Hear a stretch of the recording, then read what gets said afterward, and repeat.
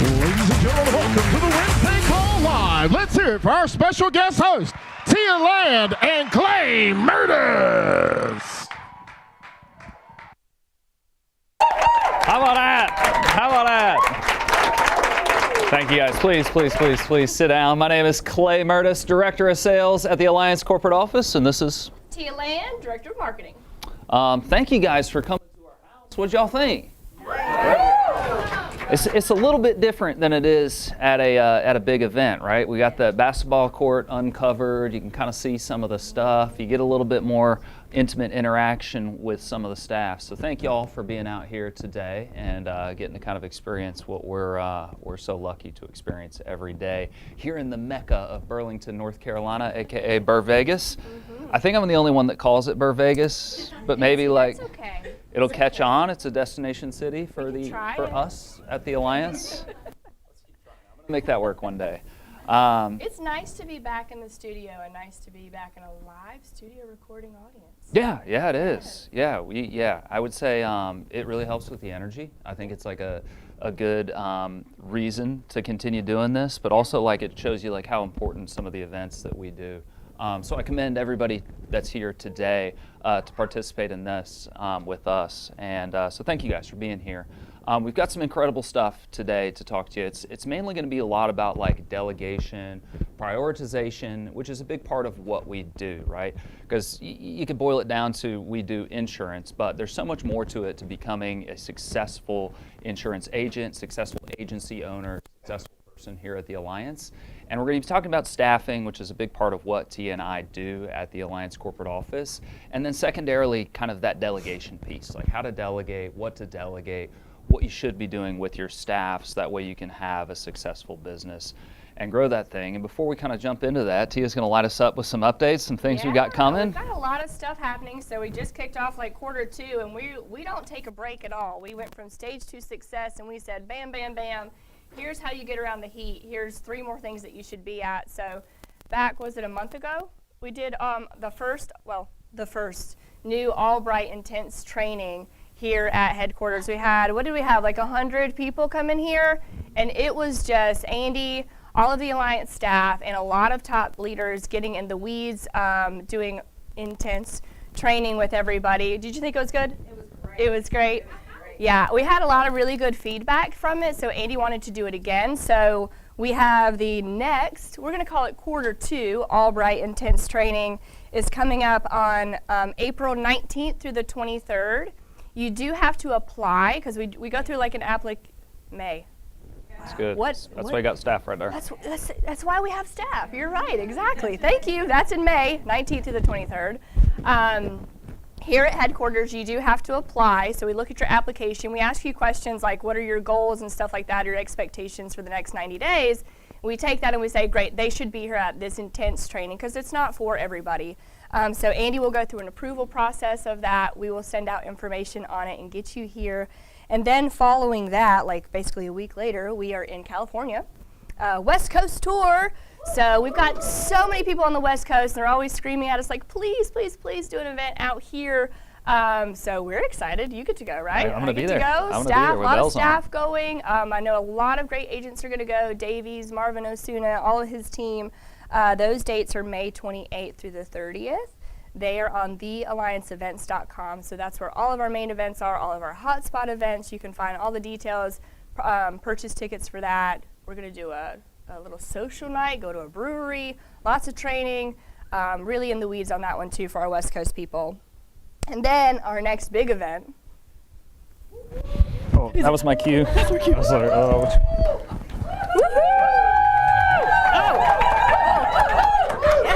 I'm gonna have to get outfitted for this a little bit better. We'll get our costumes better, but we have family. I can't. It's too big. Clay's going to stay in it, but we have our next really big event. So we do 4 major national events per year. So Family Reunion, we do every summer, is coming up July 17th through the 20th here at headquarters again. And if you didn't guess it, we themed it like we always do. And this is like Roman Empire, Legends of the Arena. I feel like you need this. Like this will complete. I kind of like the threatening, you know. Yeah, so if you don't come to this event, no, you can purchase tickets for that as well. We have 4 VIP tickets left, right? 4. Oh. Billy? Oh, thank God. There's a little echo in here. If live audience probably didn't hear that, but if you haven't purchased tickets for that, you need to. There are like 2 or 4 VIP tickets left, and basically there's only 100 parking spots out there. People, they fight over these things. I remember last event, I didn't tell people that we didn't just talk about it at the event before, like, hey, we're gonna do VIP tickets. We like sprinkled it out there. Like wildfire, they were gone immediately. So those VIP tickets go really fast. People want to park closer. That gives you access to that along with a number of other things. So that's kind of what we've got going on there. And then, so as the marketing director, my job is contests, leaderboards, events, promotion, communication, all that stuff. So with that, we're going to Thailand in 2026. Yeah, we are. 6. Yes. Nice. Yep. I personally got to go on a site inspection, and I'm like, I don't know, it's one of those things that's hard to explain, like a trip of a lifetime. We say that every year, right? But I mean, if you've not traveled with the Alliance, you don't really understand. We really do genuinely mean that when we say it every time. But Thailand is just exceptional. Yes, it's a long flight, but oh my God, I slept the whole time. It's fine. So we have, let me look this up real fast. Eric Belair, he has already won, absolutely crushing it. I know Linda Goebel, she is not far behind. Jeremiah Adaki, Aisha Bakari, and Ann Tendong. Those are your top 5. Oh, Josh and Alexis Parker, yeah.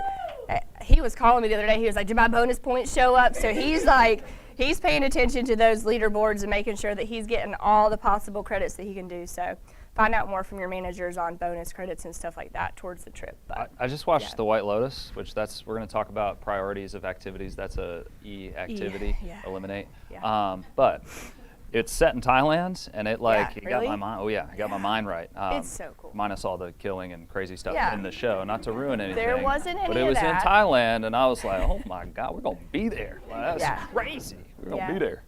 It's beautiful, so got to fight to get there. Man, oh man. Well, we got a lot of good stuff coming up, guys. Yeah. And I would say that's a big principle of the Alliance is like getting around the team, getting around the people. So congratulations on being here today. Like, check that box. Good for y'all. Yeah. Because it has a big impact on who we are as an organization, meeting people knee to knee, getting to know them, getting to build a relationship. And that's the impact of those events as well. The other piece of it, too, is we're telling you now because it gives you time to make a plan. To post ads. This is your first of many scheduled President's Club interludes and commercials. If you're in President's Club or you want to be in President's Club, you can post an ad in Anaheim. That would be a good idea to do like right now. So that way you can start like hiring and priming the pump and starting to get some people out there. You've got Monster as a resource in President's Club too, so you can target some license agents out in Anaheim or LA, California, and start getting them going. Yante. I'm on it. Will do. Close enough. So seriously, like you can start targeting these areas. That's where we're telling it. But like you can't rely 100% on Tia or Clay to be kind of like the pump of the information. We need you. I'm telling you right now, we need you to help us promote this and get people there. Otherwise, it's going to be you, me, and Tia. You know what I mean? Yeah. Like, good job, y'all showed up. Yeah. Like, you told me. I'm like, did you tell anybody else? We'll have a good time, to be clear, but let's be as productive as possible. Yeah, what's the F&B we're going to have to hit at the brewery? A lot. Oh, man. Oh, man. Well, that'd be good. So, Yeah. seriously, help us promote it. Start creating energy around that. Were there some people that were at the intense training? Obviously, a lot of our staff. CB, I heard you gave a shout out. I think that was really life-changing for a lot of our agents in terms of production, in terms of what they got out of it. So if you're one of those people that's like, I'm looking to go to the next level, it's going to be a long day, like a long week. You better Yeah. pack a lunch Yeah. because it is like 8 to 8 training. It's going to be it's in the name. It's going to be intense. And I know a lot of people, they're like, gosh, these long days, I don't want to, maybe I don't want to go because it's so long. I know that Beth Ireland, she was saying, Like this one was like nothing else before. These people, they weren't tired. We got done. We were only supposed to go till 5 o'clock on Wednesday or something. Andy was like, let's go eat dinner real fast, and then we'll come back in here, and if y'all feel like you're tired, we can end it. And if you, he gave them the option. Right? He did. That's, yeah. He gave them the option. He said, but if you want to keep going and you want me to keep hammering on whatever section he was training on, he was like, if you want me to keep hammering, we will. They got back into that room and they were like, give us more. So it was great, and that was really cool that they actually wanted even more hours with everybody. So yeah, and I think more like training we can't maybe record, if that makes sense, like live recruiting calls. It's you can't record all that. Right. And just like stuff that you wouldn't get at a big event. So if you're thinking about that, Tia reviews your application. You can get with President's Club to get the actual application, but we'll review you. We are selective on who goes to those events, and then we'll select you. And according to Christina, it's worth it. And I think it was worth it, obviously, but she was there, and her production's gone up a bunch. All right, should we get into the meat and potatoes? let's get into it. So y'all know, like, we make money one way. This is like the Boy Scout. On my honor. We sell, we recruit, and we build, right? It's one thing, okay? It's all the same thing, and they all generally are kind of the same thing. And so if you can live in this like sell, recruit, and build box, that is what I would describe as your like money-making box. Like that's when and how you are making money, is if you are selling, recruiting, and building. Now what I have discovered from being alive is that there is much more to being alive than selling, recruiting, and building, Hunter, as I'm sure you know, right? Like there's just stuff involved in life. I heard somebody say recently, it's like, man, I didn't realize how much admin work there was to just like being a human. Like, there's a lot of stuff you gotta just do. Just life stuff outside of your job or business, And something, I know you appreciate this about Andy. Like Andy, I think has done a really good job like outlining all the different strategies and ways that you can help limit both that life admin stuff, but also like the admin stuff in your job or your career as an agent with us here at the Alliance. Do you want to talk a little bit about kind of like big picture, that side of things? Yeah, so the reason that we're doing this call is because I've been here for 9 years, you've been here for 10 years, and I think that we've been taught just by watching what Andy does and just how he has honed in on us the importance of having all of these things in your life, and really opened our eyes to what you and I, even though we're corporate employees, the things that we could take advantage of in our own personal lives in order to create more time to work on this business or any other project that we have going on that makes us more money. He's just the things that he has brought in us to and really taught us is insane. My life has changed incredibly, and the things that I've started to implement and pay for, and I can see me getting money back on the other side. Like I don't see them as costing me money in my personal life, because it just gives me so much more time here. So we wanted to share that stuff with you guys, right? It's one thing for Andy to get up here and say, here's what it is, but for it to come from his staff and where we can give you value and say, this is what we experience every day with the process of hiring, who we hire, what we're looking for, what platforms we use, all of that. So, yeah. And so we're going to talk about some kind of general principles. These are all from Andy's teaching, including the ABCDE method, some priorities, delegation. But a big thing I'll tell you, as like you get your mind right about, because we're going to be talking a lot about like hiring staff and like when should you hire staff, what should they do, what sort of other activities should you delegate. How many people here, and we'll just do a crowd show of hands, like joined the Alliance because they wanted a really good sales job? Who joined because they wanted a business, passive income, to build something big? That's why we're here, right? Is to build something big, to have passive income, to be in control of our life.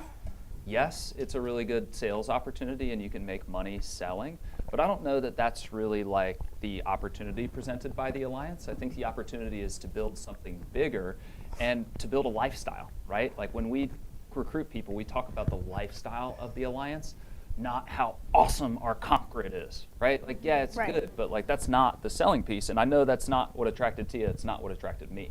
Going to Thailand is what attracted me, right? Traveling the country, going to Anaheim and meeting with people and networking, that's what attracted me. And so that's the reason we're doing this, right, is to build a lifestyle. Now, if your lifestyle is built around your job or your required income of selling insurance, then that's what you have, is you have a really good sales opportunity and a sales job. So let's flip it. How do you build your career at the Alliance? I'm sorry, how do you build your lifestyle and make your career build your lifestyle, right? So right now, like I think a lot of people, they have to operate their lifestyle around their job. But here at this opportunity at the Alliance, you can flip them, okay? And you've got that opportunity to really build a lifestyle with us. How do you do it? If it's only you doing it, then again, you're still stuck in your sales job. So you need help, you need support. Andy's told you and us this story 100 times. When he started the Alliance, he quickly realized there was a lot of paperwork involved in insurance. So the first thing he did was he hired not one, but 2 people to do the paperwork for him. Why? He knew he wasn't going to do it. Yeah. That is called self-awareness. He said, I'm not going to do this. And if I do it, it's going to be wrong. And I remember him talking about, like, he didn't have the money to pay them yet. He had no idea how he was going to pay them, but he knew he wouldn't be able to pay anybody in the future or get it done himself, make any money himself if he didn't delegate it to somebody else to do. 100%. He knew the money would come if he did it. Yeah, exactly. And then he made it happen. And I think that's a good point that Tia's making, because like if you're in that position where you're like, I don't know how I'm going to make that work, I'll bet you'll find a way. You know what I mean? You're going to have to fire the person because you can't pay them, or you'll make a way. Right. I'm guessing you're not going to want to fire them because they're going to change your life and everything they can do. I've heard Andy talk a lot about this, and something that like we emphasize here at the Alliance is like knowing your priorities. Do you want to tell them kind of about the ABCDE system that we've gotten? Yeah, I actually love training on that. So it was one of my favorite calls. I don't even know what year it was now. It's probably the first year that I started. You can go back and pull it, and maybe, Jack, we can reshare the link to the TWC that Andy did. It is still one of my most favorite reshareable TWCs that he did right here many, many years ago. And he basically walks through things like if you went through your day and you listed out all the tasks that you do. I'm talking everything, right? No one can go to the restroom for me, so that I have to do that. But if you even got that specific on your list, like I did this, like really think about it when you wake up in the morning and all the little bitty minuscule things that you have to take care of. And then I want you to go through and grade them. So A things are your highest priority, your money-making things. So your 3s, right? Your sell, recruit, build, those are the things that make you money. If it's outside of that, they fall to a different category of things. So what does C stand for? I don't know that it Care has. about. I that's what I call it. Yeah, that's good. So A, highest priority. B, probably still falls in your category. C is like going to see your grandmother. You should. Doesn't make you money. It falls to a C. So if time falls into your calendar where you can fit going in to visit your grandmother, things that you care about but they don't necessarily make you as much money. And then, and I may have just made that up, but that's how I categorize like it in it. my Roll life. with it. Let's I don't pretend know. like it's not. Yeah, maybe that's what it should be. D is delegate. So things that if you labeled it a D, it's not something it's not making you money, you need to push it off and put it to somebody else. And that's what we'll get into is like, okay, well, how do I hire somebody to do that? And then E is things like you were talking about. What he said is E is eliminate. So things that you should not be doing at all. Like we all, I'm sure, do it in moments, but eliminate watching TV. Maybe go read a book in place of that. Like what are the money-making activities that replace those E's? Yeah. So. True that. The key, though, so your first action item for today is to figure out and define your A, B, C, D, E, F activities. No F. No F. Failure activity. Don't do those. Nah. But define them. So you need to have a very clear picture from a priority standpoint. And this extends beyond just business, right? Like an A activity for you might be going to the gym. Like that's something that you're like, I have to go to the gym. It helps me be productive. Going to church, that's an A activity to you. So you get to define it, and that's the good news. Now, I would ask, and this is where you get to be vulnerable, aka coachable, I would ask the person coaching me what they think about my priorities. And you have to ask for coaching. Yeah. Okay? You can't just send it to them and say, here's my priorities. You have to say, hey, would you reorder anything in here? And that's, you've got to be coachable, and you've got to be ready for what that person is going to say back to you. But by doing so, it'll help you maybe reorder your priorities. I know for a fact I've done this a lot with Robbie Kraft, And he is a good question asker, and he will normally ask me questions about why I have that activity ranked that way or why I do that and offer solutions. And a lot of times, like I remember just back in the day, I just didn't know any better, just life experiences, things that Andy hadn't taught me yet. And I remember having very similar conversations with Robbie, with other people, with other mentors, and Andy. And you're like, oh, I didn't know that was even an option to not do that. True. Or that it didn't make me any money, because in our heads, sometimes we think that those things are a priority. But you just have to reframe it and be coached. Yeah. And I think this is your second exercise, to figure out, like, is it worth it for you to do? Take how much money you made last year and divide it by 2,000. 2,000 comes from 8 working hours a day, okay, times the number of working days. But let's say we work 40 hours a week, that's times 50, that's 2,000. That's where that number comes from. So if you made $100,000 last year, divide 2,000 by $100,000, you make $100 an hour, okay? So figure out your dollar amount, and that is your worth right there. Yeah. So, if you made $50,000 last year, you make $50 an hour in terms of what your time is worth. That math is wrong, $25 an hour. So any task below that should be delegated. Like, with no doubt should be delegated to somebody else who can do it for a lower value or price, right? And we're going to talk a little bit about how to do that. But if you have a clear understanding of your worth, then you'll know exactly what activities to delegate and in what circumstances, right? And the idea is to buy that time back so that way you can be more efficient and making more money to then grow your income. Yeah, I think the best example of that is like when you're something that I don't think it definitely was not me in this example, but one of the staff people, we were going over our priority list and we were getting coaching on it, and somebody was like, well, I like to mow my grass, so I ranked it higher. And what Andy says to that is, and I like to fly on my jet. Mm-hmm. Like, you may like to do it, it might be like your mental break in time, but it doesn't make you money, and I bet you there are things in life that you like more than things like that. Yep. So to tie it all together in terms of your prioritization and maybe your why, we're going to call this your buyback loop. So step number 1 of your buyback loop is you have to audit your time. So number 1 is you need to figure out what you do all day, Trey, and literally you should write it down.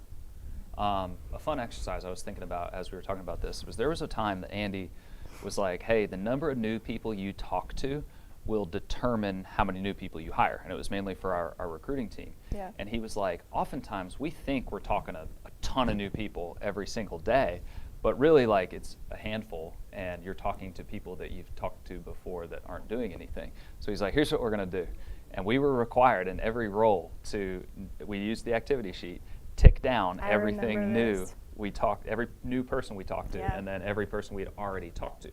Now, really what that was is it was a time audit, right? We were forced to look at how we were spending our time in order to, like, really realize how we're spending our time. So it's kind of a scary thing to do, I'm going to tell you, but it's a challenge I have for you, is to do a time audit and to take your day, and this is where you find out, A, about your lost minutes, and B, about the silly stuff you do that maybe you shouldn't be doing it, okay? So that's step number 1, is you want to audit your time. Once we've audited our time, we need to figure out what activities do not fall under our priorities, right? Because you've prioritized your activities. Now, if you've got something on your list in your time audit and it's not an A activity, maybe it's a D activity, that's when we're going to go to step number 2, which is we're going to delegate, okay? So we're going to delegate that activity to another resource. And Tia and I are going to talk about delegation and who and what you can delegate here shortly. So you can delegate that activity. But now you've created a vacuum in your calendar, right? You discovered you do a dumb task every day for 30 minutes. You have a vacuum. Step number 3 is fill. We're going to fill that spot with an A activity. So this is your time audit, and this is what I want you to be thinking about as we're talking today. Those are your 3 simple steps that you can do in order to evaluate where you're at right now, what you want to eliminate or delegate, and what you're going to fill it with in order to grow your income. it puts you back in control of your life instead of your day kind of controlling you. When you know what you're doing and you've scheduled out those A activities, now you're doing what you should be doing. Yeah. Yeah. Yeah, absolutely. And it's, I think I was telling you, I've been reading this book, Buy Back Your Time, where a lot of this content is sent from. it to me. And it's by a guy, Dan Martell, and he's talking like about all these things that like you should and you shouldn't be doing. And I'm looking at the stuff I'm like, oh my God. And so a good example of that is I've been through President's Club commercial number 2. You get a website, and it's a landing page, and there's a back-end recruiting funnel. Well, I had spent a lot of time learning this information, Stuart, so that way I could be able to get up in there if somebody's like, hey, can you change something? So like I know how to do it. Problem is that is not in like my skill set. Like I'm good at like doing this, talking and selling stuff, and you know what I mean? Like that's also where I make the most money for the company and for myself. So I'm like, listen, what have I been doing? I'm an idiot. I was upset. And so I hired 4 people, I'm not joking, in that week after, because I was like, this is insane. I cannot, what is wrong with me? This is my apology, Andy. I apologize. You've been yelling at me about this, and I was not doing a good job listening. But the good news is I am listening to audiobooks and reading books, and therefore your collective knowledge plus those audiobooks helped me get my mind right. What was I doing? So like, that's an example of stuff. What are other things people can hire out for? Like, what are the roles people should look at and hire and fill for? Well, we could go 2 ways. We could talk about lifestyle, and we could talk about business. Both? Let's go lifestyle first. Let's go lifestyle first. So that's one of the things that Andy kind of opened my vision to, was he was like, I have a lawn guy, I have a car guy, I have a mail guy. He legit had someone, he would not get his mail out of his mailbox. His car guy was also his mail guy. And his car guy lived on the same piece of property and picked him up every day and got his mail out, sorted it, threw out the junk, right? Throws out the junk mail and actually didn't give it to Andy, went and gave it to Keith and said, if there's something important in here, take care of it. So very, very detailed, and I'm sure it took him years to kind of hone in on that. And I worked for somebody years ago, and my job was to be their driver. So they traveled a lot for work, and if they had to travel within X amount of miles from their home, they would go by car instead of flying. So even from here to Atlanta, was that 5 hours? Mm-hmm. That was a close enough distance that they would have a driver. So he always hired a driver, and your job was just to drive to there, because then he could sit and he could work on his computer. And that's the same thing that Andy did. And you know, a lot of times you can look at it and be like, well, of course they have money, they can do those things. They have money because they did those things. They had someone else to do that. So even though Andy only lives like 20 minutes away, he typically has someone drive him here to the office because he's immediately working and getting things done on his way. So that's just a lifestyle thing. Your mail, stop looking at I throw away 99.9% of my mail, and I know that you do too, but it's all these little things that just add up. He has a lawn guy. The lawn guy also takes care of the whole entire house. If something breaks, if there's maintenance left on the house, think about all the things that come up, like, oh my gosh, my dishwasher broke this week, and now you spend all weekend installing a new dishwasher. None of that was a money-making activity, nor something you wanted to do. If you had just somebody you could pick up the phone and be like, fix this, please. Those are the things that he's kind of opened my mind to, where it might cost you money on the front end, but oh my gosh, the time and then money on the back end that you're getting. So personally, I have a cleaning lady now. Mm-hmm. My husband still mows the grass. Haven't got him away from that one yet, but we're working on him. But I have 2 children under the age of 3. So you can imagine the number of pieces of laundry that happen, right? So I finally got to a breaking point, and I said that this hasn't been for a long time a money-making activity, but I finally got to the part where I was comfortable enough to say, delegate it, pay somebody else to do it. I don't want to think about it. So she comes once a week. She has the code to my house. She goes in, she does it, she puts it away. That's big. That's big. Now, it took me a little bit of time on the front end. I took pictures of every dresser in my home, and I labeled it. I typed it out. Mm-hmm. Tia's sock drawer, Bobby's sock drawer, kids, oh, so detailed, and I come home and it is done. In hours bought back. So Andy opened my eyes to that, very grateful for that. And then even from a business standpoint, which we'll kind of get into more about the staff that we have and the things that they help, how we assist Andy and how all our other staff assist Andy in the company. But even just having an admin assistant, so a lot we're going to get into who do I hire first, and even an admin. I know that, when was the last time you left your desk and ran an errand? I never do. Huh? I don't. You don't. When was the last time you saw Robbie leave his desk and run an errand? It's been a minute. I don't know if I've ever seen him do that. Yeah. And myself, I'm almost like a hobbit to my desk.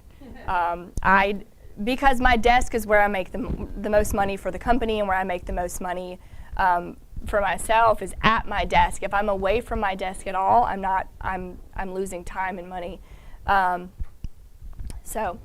I would add a couple things to your list too, Yeah. and especially stuff that'll make y'all more efficient when it comes to running appointments, like meal services, right? If it's like, oh, I got to be home to make dinner for the family, like, can we buy dinner because you're running appointments? And it's like, yes, it costs more than what it would have cost you to make it, but like, you can stay in the field till 9 o'clock at night. Okay, you could hire somebody to come make dinner on those evenings that you're going to be working late.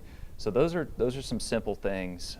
Personal trainer, Andy's got a personal trainer when he's here, keeps him on track. He's actually going to get a good workout when he's here as opposed to relying on himself. So there's a lot of stuff. Lawn care is big for me. I'm not doing any I lawn don't care. I don't hate grocery lawn shop, care. and I haven't in years. Oh, grocery shopping, you guys can do the thing that delivers it, and that's pretty, like, everybody should do that. Yeah. Like, that's a no-brainer that you should do today, is get somebody to deliver your groceries for you. Well, they've got that yearly service fee, Clay. I like to pick out my vegetables, make sure they're good ones. How many times have you walked into a grocery store and bought 10 things that you should not have bought? You can't go hungry. That's not a good $100 idea. right there. You're going to spend it because you walked in and bought stuff you didn't need. So stop doing that. Spend $100 on the front end, order your groceries, have them show up at your house. I save money every year. That's how I look. That's a good See, point. That's a I'm good not point. kidding. Yeah, that's true. And you buy dumb stuff too. Don't catch me in a Costco. Now, I will say, there was one time that 6 bushels of bananas showed up at my house. They ain't perfect. On accident. You didn't On pay for them, though. accident. I needed 6 bananas. They got me. Oh, that's funny. Banana bread. Everything. But it doesn't matter. You know, Yeah. there's a little squirrel there, but it's okay. It's good though. But Yeah. like the key is, like, if you hire a cleaning person and you save yourself 2 hours a week or whatever it is of cleaning, that time needs to be reallocated into productivity. I mean, it doesn't have to be, but like that's the concept behind all of this, is that, like, all right, now take those 2 hours and work, Yeah. please. And then you take that money you earn and then you delegate something else. You're continuing to buy lifestyle is what you're trying to do, right? So don't then, like, okay, those 2 extra hours, I made an extra sale. Take that $500 for the love of God and put it into one of these other services. Put it Yeah. into a driver, put it into a chef, put it into something else that's going to drive your lifestyle up. Let's talk like work stuff. Yeah. I think Andy's general opinion is that the first person you should always hire is an admin or a secretary or an executive assistant. Yeah. Somebody to help you deal with all the day-to-day admin work and stuff that drives you crazy. Okay? We do not get paid to talk on the phone with carriers. We do not get paid to fix paperwork. We do not get paid to go run errands. We do not get paid for all just the crazy stuff, even like follow-ups with some of the people you've hired in recruiting. You indirectly get paid for that, but it's a task that you can delegate to somebody else. I would say generally the first person that you should hire should be an executive assistant, admin, somebody that can just make your life run a lot smoother. The most obvious things that you can delegate to them. Pending, okay? Pending for you and any of your downline. What is pending? If you're a new agent and you're listening, pending is when we have a piece of business that we screwed up and needs to be fixed. It involves calling a carrier, it involves calling the client, it involves paperwork, and it is insanely frustrating. Maybe you like it, I don't like it. It's insane. So that is a just basic thing you can delegate. Booking your calendar. basic thing you can delegate to a secretary and administrative assistant. Okay, you get them booked in your calendar, and they're also the defender of your calendar. Okay, we talk about the priority system. They need to be very clear, Marquita, on what is an A activity, and if somebody tries to put a C activity on that calendar, secretary needs to punch them. Okay, and say, no, this is not happening, defender of the calendar. And it's kind of nice because you can be like, oh, I'm sorry. Just blah, blah, blah, blah, blah. Yeah, so like a really good, and we'll get into like how you pick these people, but a really good example of that is Bree Sharp has been Robbie's executive assistant for many years now. And she is, like anybody I train, I'm like, watch what she does. Because she is the biggest defender of his calendar. If he has something that, maybe it's not a Zoom call where he's physically got to be on, but there's something on his calendar or something that she knows is more important, or maybe even, like she sits right outside of his office, their offices are side by side, and if somebody just goes in there and starts chit-chatting too long, she'll walk in, she'll say, hey, he's got to jump on a call right now, and she scoots them out of his office. Very good at like, he's not making money, get out. Mm-hmm. She's real polite about it though. Very She'll, like, polite. Sit there and stare at you. Yeah. Yeah. You like kind of look. She won't say anything. You're like, Yeah. I'm gonna leave. I'm uncomfortable. Yeah. She is. She's good. She's good. Yeah. Getting your lunch, getting your coffee, other things you can delegate. Yeah. Emails. Really, like you shouldn't be doing that many emailing. There's so I don't know. 90% of my emails I probably shouldn't read. Yeah. So emailing is a big piece. Reporting, communication, social media is something you can immediately delegate to an executive assistant. We've got ChatGPT these days. Somebody can quite literally plug what your concept is into that and then post it, and they can handle that side of things for you. Yeah. Is there anything else you'd add to that list? Yeah, even just like starting your day. So like my executive assistant, Ella, she'll come in with a piece of paper immediately when I walk in, and she will basically go over anything that I may have forgotten to start my day. She'll list out, okay, here's high level, you have an interview at 2 o'clock today, you have a meeting with Clay at noon. Kind of goes over the big bullet points of my day and any other high level tasks that maybe I haven't followed up on with her, so that she can help me help the team get stuff done. What was another example I was thinking of? Expenses. I haven't done Stephanie an helps me expense big time report on in expenses. years. I'm not touching it. There's a stack over here of my receipts. You figure out what I did with all of that. And you got to train them up, but they're so good once you do, and you don't have to worry about those things anymore. Even for me, like when I'm getting ready in the mornings and I start to think about my day and the different tasks and things that I know that I've got to have to accomplish, if I think about it, I start texting her in the morning. I'm like, I need you to get Jennifer on my calendar. Just pick a time on the calendar. So not only is she scheduling the time on my calendar, but her job is to go get with Jennifer. I'm not telling Jennifer I need to have a meeting with her about Cabo. She goes to Jennifer, says, does this time work for you? So by the time I get to the office, it's already planned and where it's happening.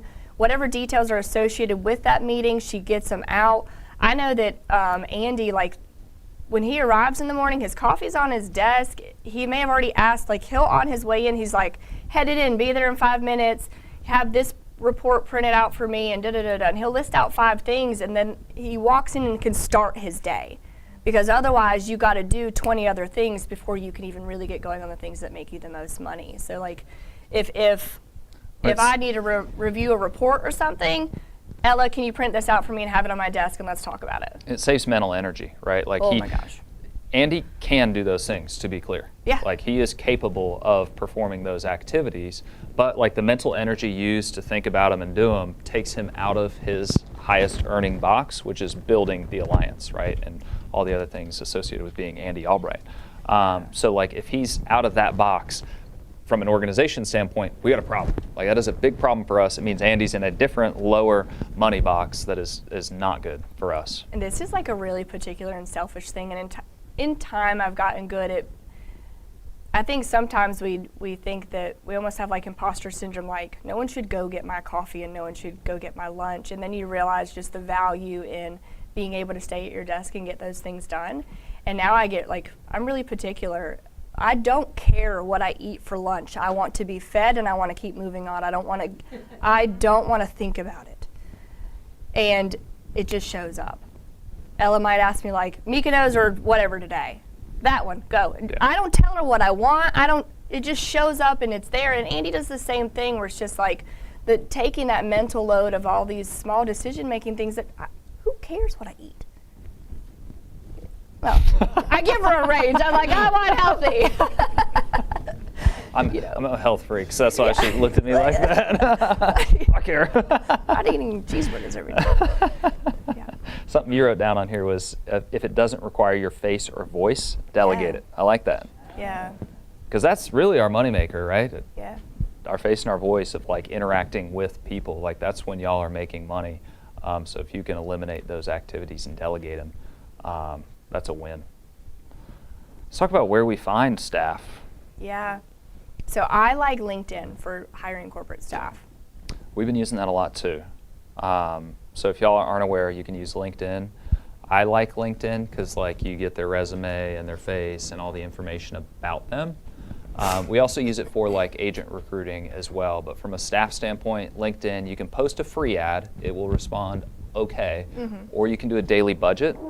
I think my budget's like 10 or 15 bucks a day, and then people will just respond on LinkedIn, and you can quickly filter and sort for those people.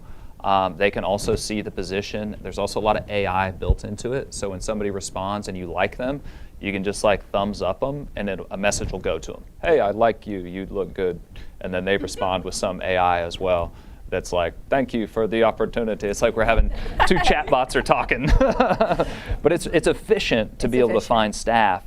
The other thing we use a lot is ZipRecruiter. This is your second President's Club commercial, my third President's Club commercial. We use ZipRecruiter for agent recruiting, but you can also use it as a way to hire staff. It's $100 a month for an ad on ZipRecruiter. We get crazy response on admin postings. Like you'll get a couple hundred people that will want to be your administrative assistant, okay? Now the work is filtering and sorting, but once you get a good one, they will replace that task for you. Where's some other weird places you can hire somebody?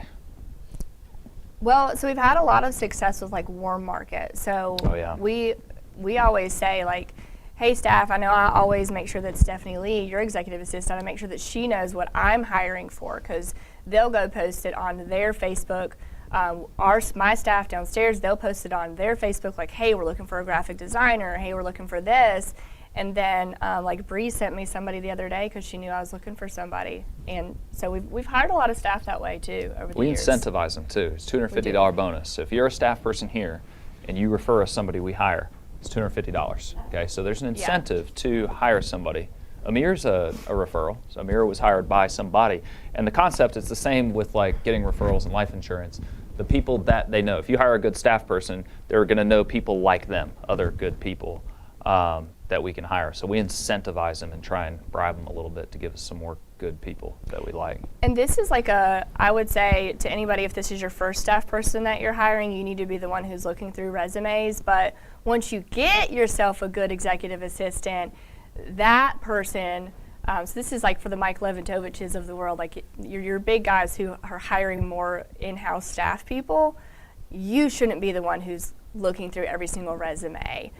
So basically, Stephanie Lee will walk to his desk and say, here's your 10 that I think are good. And it depends on the role too. Like sometimes I need to be the one who's vetting and really going through everybody and getting down into the weeds on their skill set. But you could also delegate hiring people. Yep, exactly. To an extent. Once you got one, then you get another one, then you get another one, then you get, sounds familiar, Crazy. Yep. Other weird ways, not weird, non-standard ways to hire people. If you're looking especially for like a part-time person, which is how a lot of people start out, is just getting some part-time help. I've had some success with some agents posting on like Nextdoor or like local HOA kind of like community apps, because there's a lot of people in the community that might be mothers or might be looking for just 15 or 20 hours of work, and that's a good way to like kind of find some people.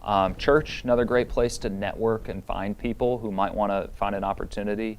Clients' children, okay? I would go after the children and say, hey, is your kid looking for some like part-time work potentially?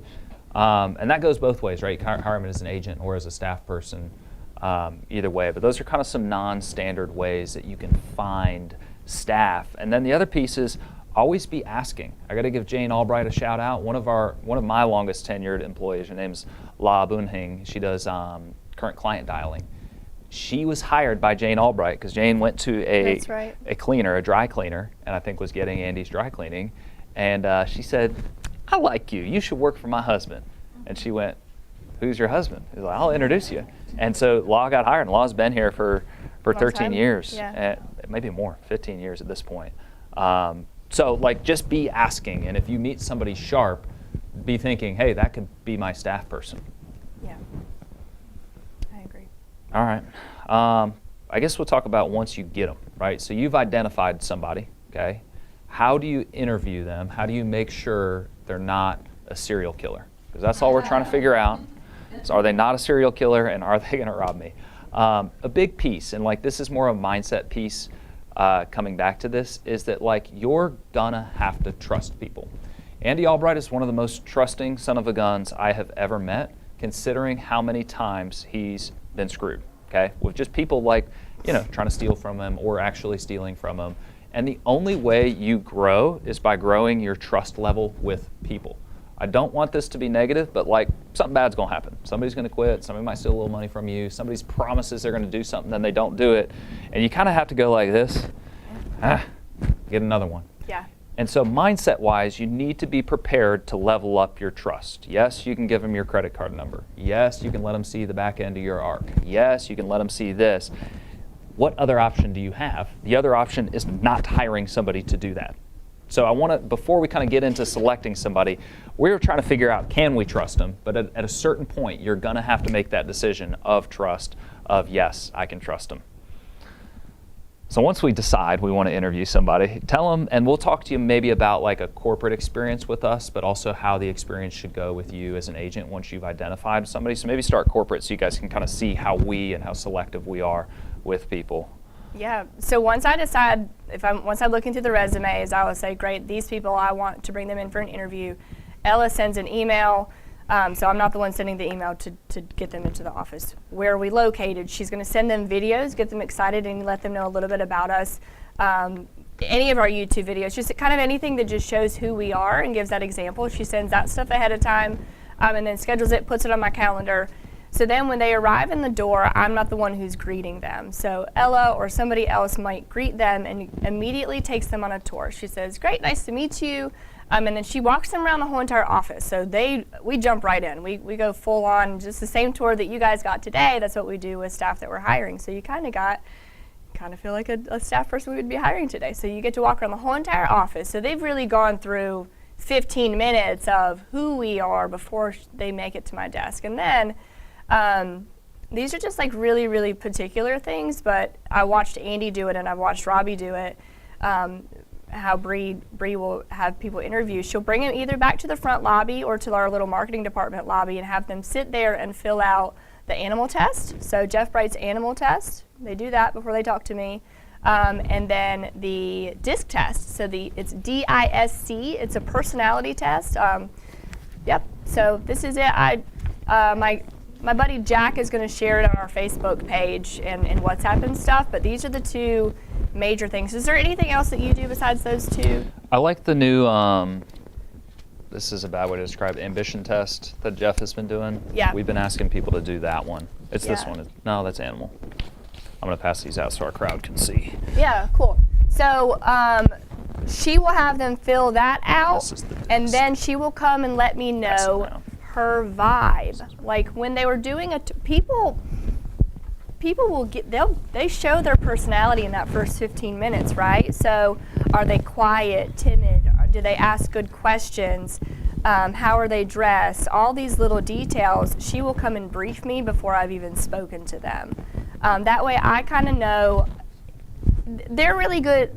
All of my staff, they're great at gauging if they're going to fit the vibe, right? If they're going to be a good pick, are they a great personality?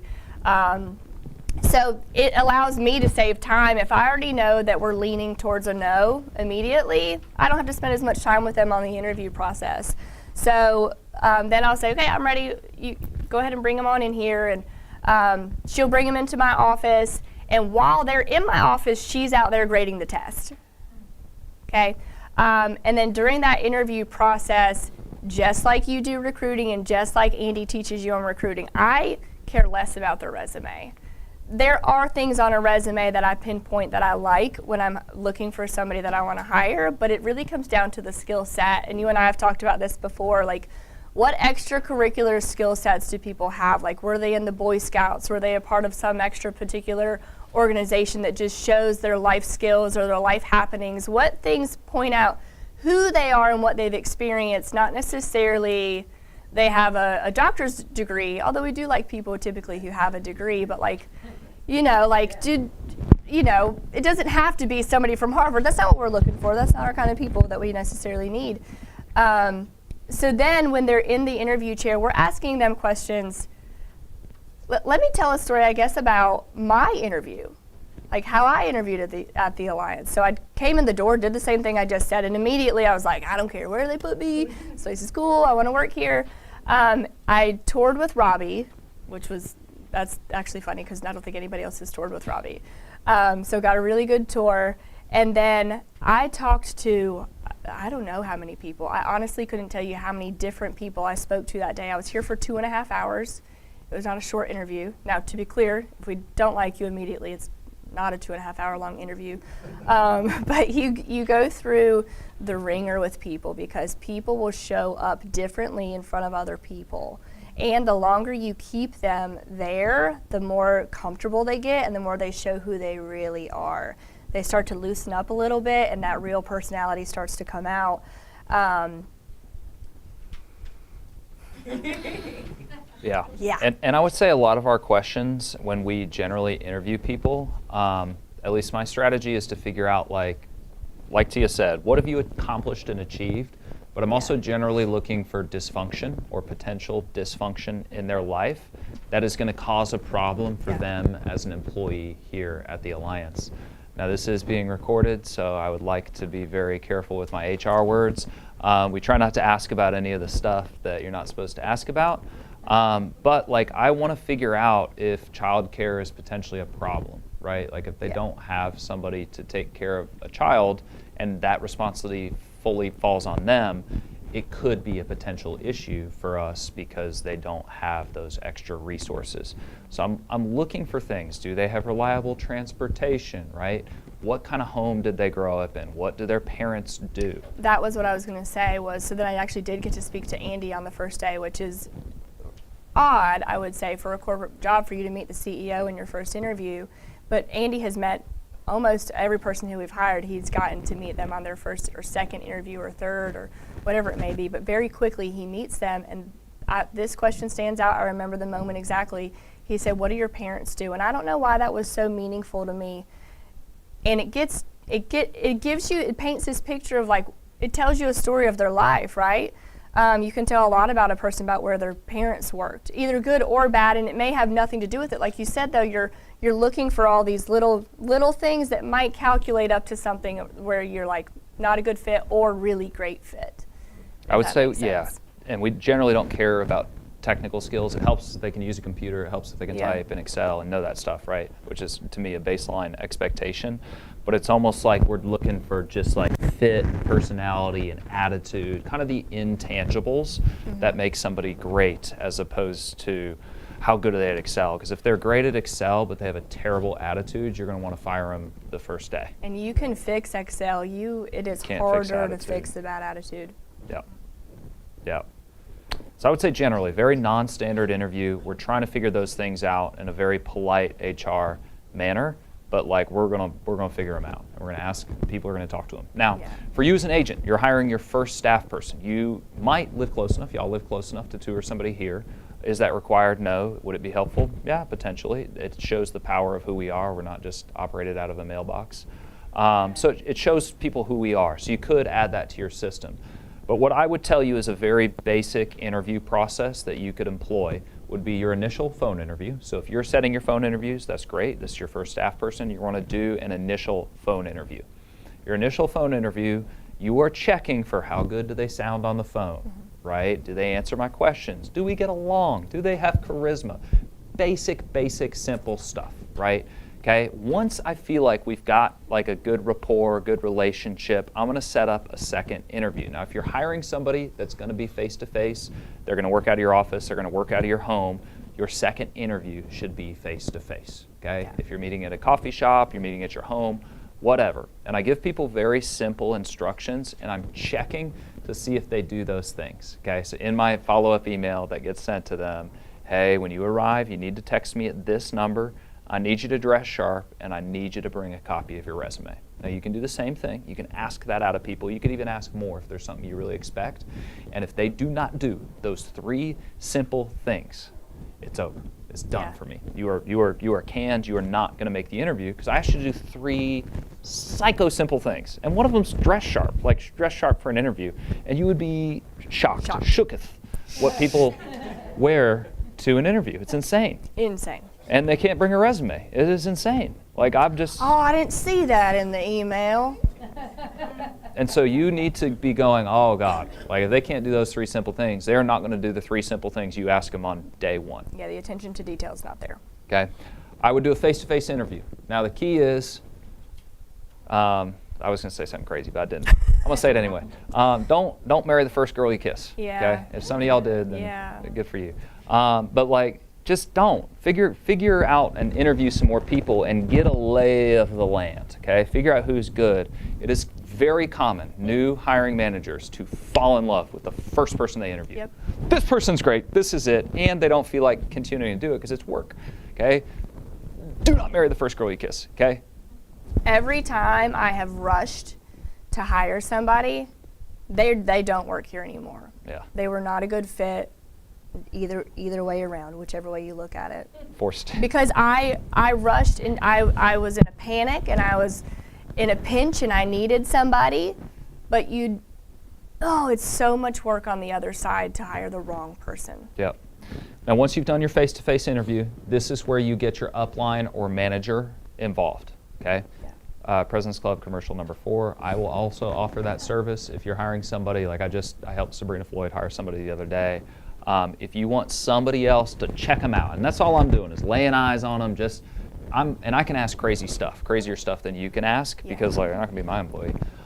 So like I'll find some stuff out for you, seriously. Yeah. But really, you should get your manager involved and say, I am thinking about hiring this person. Please interview them. That's like calling from the home. That's a hard stop. They have to talk to your person. It's just like how we do it here. Multiple people are going to talk to this person. And if somebody's like, a little bit off, they might have some skeletons in the closet, some bodies in the basement, we're going to confer and typically trust that person's opinion, and it's a no-go for us. For y'all, you have that support within your hierarchy chain. They have to talk to your person and get eyes on them and give you their feedback, and they will give you their feedback. Because there have been so many times where I've been like, I like them, not sure if I love them. They talk to Clay and he's like, do you know this? And I'm like, oh. Like, I'm like, how did you even get in the weeds like that? Like, you're so good at that. And it really is important to bounce them around to people that you trust and somebody who has a different skill set than you because they're reading things differently. Yep. I don't know if this is the time to dive into it, but we do a little bit of like virtual assistant stuff as well. And that's a big place that we, as corporate people, have been outsourcing, but also you can outsource as an agent. Yep. So like we've been talking mainly about like hiring staff that are face-to-face, which I think is insanely important. It is more expensive because they're American and American labor is more expensive, right?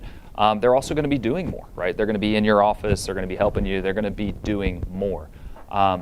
If you're not ready for that or you want extra help outside of that, you can hire a virtual assistant. We hire a lot of folks in the Philippines, Bolivia, different stuff, and there is a wide variety of specialties there. Yeah. So I mentioned we hire them for Go High Level. We hire them to set appointments. This is your President's Club commercial number 6. Five. You're on 5 now. Thank you, that's good. Through a President's Club service is we'll set recruiting appointments on your calendar. That is a Philippine call center that I have trained and managed and deal with and pay and give them data. And you get to benefit from that by getting appointments on your calendar. Now, in the same token, I'll introduce you to that call center, and you can pay them directly, and they will book people on your calendar. Okay, so you can outsource that recruiting support immediately. Now, you can also outsource other things that might be annoying, like pending or data keeping, and you can get somebody to do it for dollars an hour, very inexpensive. A job resource we use that you can use today is onlinejobs.ph. P as in psycho, H as in Hamilton. yeah. Hamster. P as in psychology. So the reason we use that site, onlinejobs.ph, is it's a Philippine site. You can post an ad for free, or you can pay $70 to get like a boosted ad. Yeah. And you can post your ad looking for what you want to accomplish. So Jessica Swing uses them a lot for a lot of social media, design work, different things that relate to her role. T uses them a lot in the marketing space. We use them in President's Club for calling and for our kind of like go high level CRM that I was expressing earlier that I should have hired somebody 6 months ago for, but here I am. So like you can use them for different activities. So some of those virtual activities would be like pending, record keeping, documents, sending your clients cards, anything that can be virtually done, they can do it. They cannot bring you your coffee. Mm-hmm. They cannot, right, handle errands and different stuff. So that would be why you might want to hire somebody face-to-face, secretary in the United States. And really, I think the advice is probably do both of them. Yeah. I would say get somebody in the office and then have them manage your person in the Philippines. True that. Yeah. Yeah, that's what we do. We have a lot of graphic designers. We have a bunch of stuff that we outsource to them for video, photo editing, whole entire, like, I don't even know how many we have now, 9 different social media people, and they are just cranking, creating content, posting content, scheduling content, seeing what's on fire across all of our 20,000 different platforms. So it's very valuable. And what I like about that platform for posting jobs on, you post something and you get 80 responders. You get responses. Yeah, you better pack a lunch. You better get ready for it. They're smart too. They're smarter than me, and here's how I know they're smarter than me. They speak 2 languages. Yeah. I speak 1. Yeah. Actually, I do speak 2. English. You've been working on your Spanish. Redneck. Oh. Okay. Let's call it 2.5. Yeah. Yeah. It did take me a while. What did you just say? Excuse me? They've been really valuable to us, and they are very smart, and they are hardworking. I will say that sometimes they work harder than your average American will work, and you ask them to do something and they're on it, and honestly, like, you can be particular. I'm sure yours, they're opposite schedules of us at different sides of the world, and sometimes they will work at night and work according to your 8 to 5. And sometimes, like, I don't care. My graphic designers, I don't need them to work my 8 to 5. They can work normal hours during their day. But it'll be whatever time of the day I send them something, and I know it is the middle of the night, and somehow it wakes them up, and they're like, I'll do it right now if you need me to. And I'm like, wow. Okay. Yeah, sure.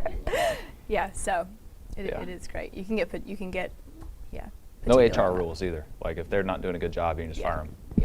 Yeah, very quickly. We can't do that here. Right. It's not super positive, but it's true. It's true.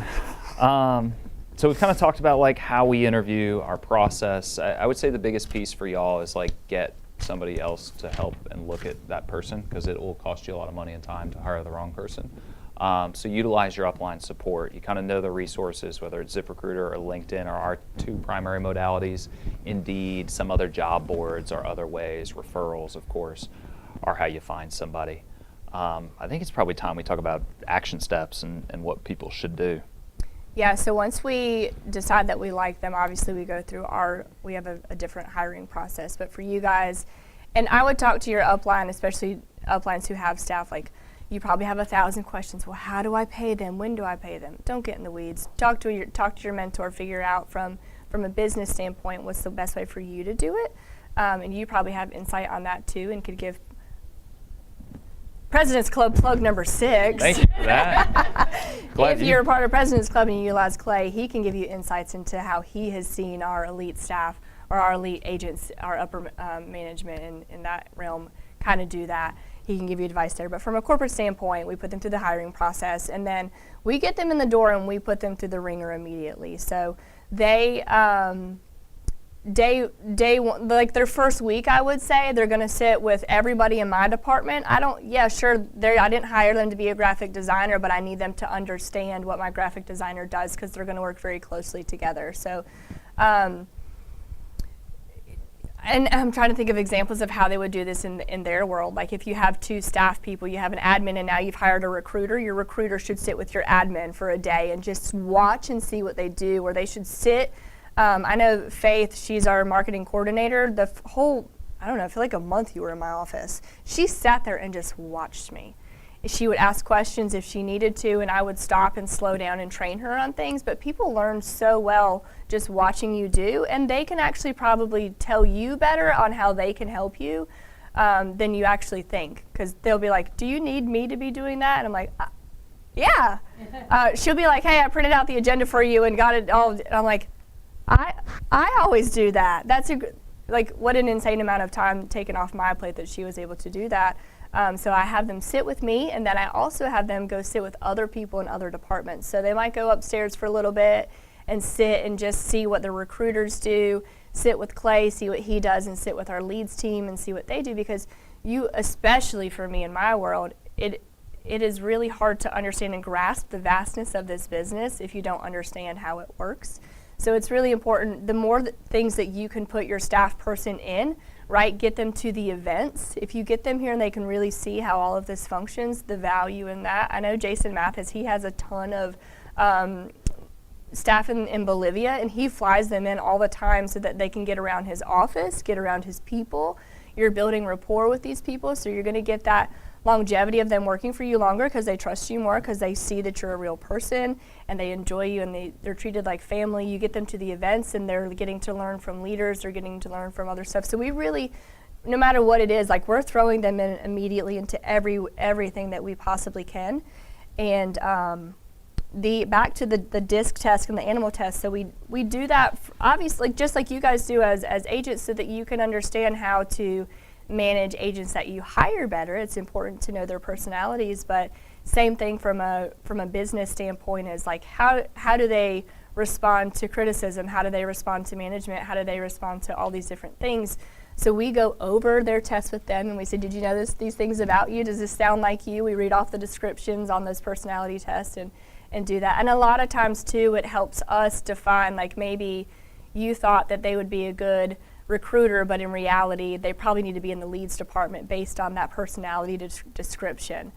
So you can put people in the right seat on the bus if you know more about them based on those things. So training with everybody, and we show them Alliance University videos. The more that they can understand about the business is really important. Yeah, and I think to apply that to your world, you can have people come here and listen to us. Yeah. Okay? To be clear, we're going to be working and they're going to be listening.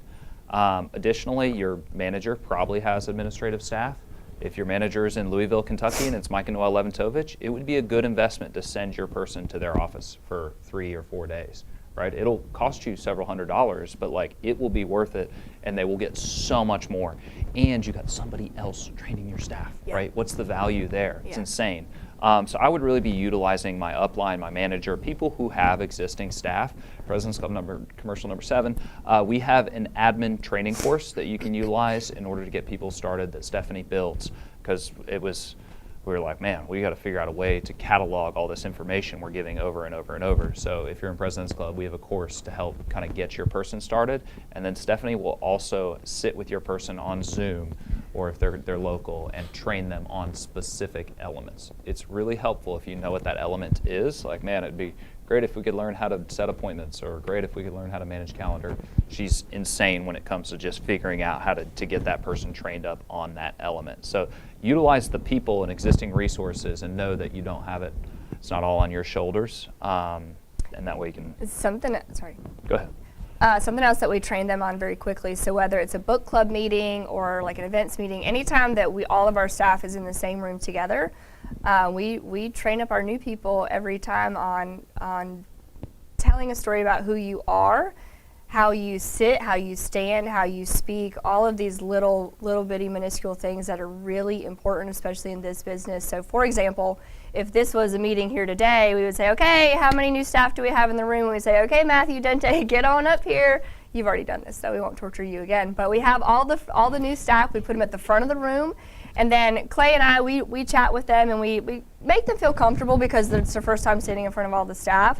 But then we pinpoint how they're standing, how they are talking. So we asked them to tell me a little bit about you, and what you'll notice is how they've been trained up in other places is they'll typically go on this long story of where they came from and what college they went to, but they didn't go to college, but they thought about it, and they drag it out, especially you're standing in the front of the room and you get nervous and you start rambling on.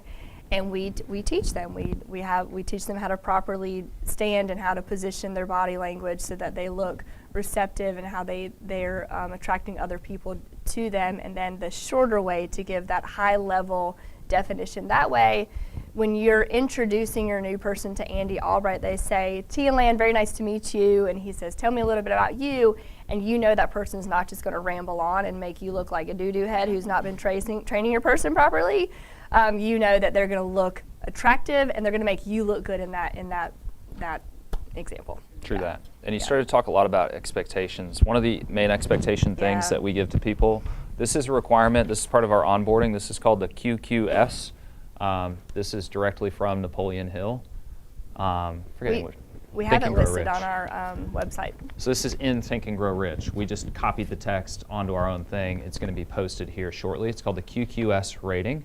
And what it is it's a list explaining quality, quantity, and spirit of service. And at the Alliance, when you are a staff person here, we demand not only 10s in quality, 10s in quantity, but 10s in spirit of service. We demand it across the board. Okay, it's one of the things that makes a place like the Ritz-Carlton elite. Is like you are getting high quality, high quantity, and a high spirit of service when you work at that organization. So we set a really high demand and expectation of our staff. Other expectations we require of people, we expect our staff to get licensed. Mm-hmm. I would say that's a bare minimum. For anybody that wants to work at the Alliance, you got to have a license. That's like the first step. So like we expect that of our staff as well. We don't put a gun to their head and say, hey, go sell, but like we strongly encourage it because it'll make them better at their job. They'll make more money. Like it's just all good things that come from that. We expect our staff to read. Like we expect and demand them to read. And you'll very clearly know which of your staff are not reading. It's very obvious. But you have to imprint that on them and expect that on them. You have to sell them on listening to audios and getting better. And really what's going to happen is your staff is going to get smarter and better and grow and develop if you have those demands of them, right? Andy's always like, well, what if they get better and get a better job? What's the alternative? They stay the same or they stay stupid? Like what? Is that what you want, them to stay right here? Like, no, it would be great if they could develop and grow along with your company and grow it with you. So that's what I would tell you is demand growth and expect those things out of them that drive them to grow. And really, there's been a lot of staff throughout the years that have gotten their insurance license and they said, hey, I can make way more money selling insurance than y'all pay me. And we say, great. And guess what we just acquired? A new leg. Yeah. Seriously, it's a great deal.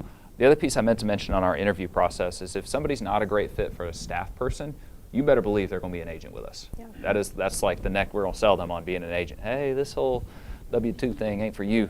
We see you as a business owner. And so like we're trying to double up. And we spin it that way really good too. Oh yeah, we're trying to double up. Other expectation stuff you'd add to that? Redefine your expectations often. You might hire them quickly and set those expectations up front. And then we call it lazy in our day-to-day, and we forget to implement those expectations over and over and over again and correct things quickly.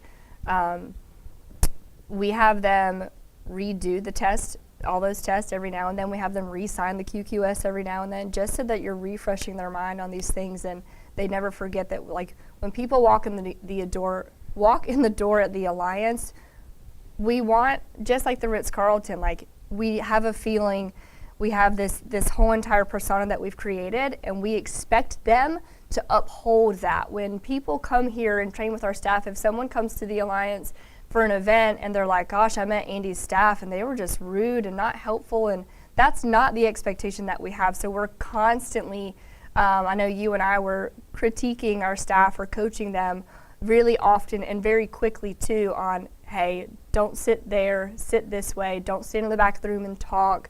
And it's just little bitty things over and over again so that we can get them really, really refined and good at their job. Yeah. And holding somebody else to high expectations will force you to live to those high expectations. So like I personally don't feel comfortable yelling at my staff about something that I don't do. Yeah. Like, and so if you have this high expectation of yourself, the staff will help you stay to that same expectation. Yeah. Yeah, that's a good point. What else we got? I don't know. All right, call to action. Here is what to do. Okay, so we've kind of talked a little bit of it at the beginning.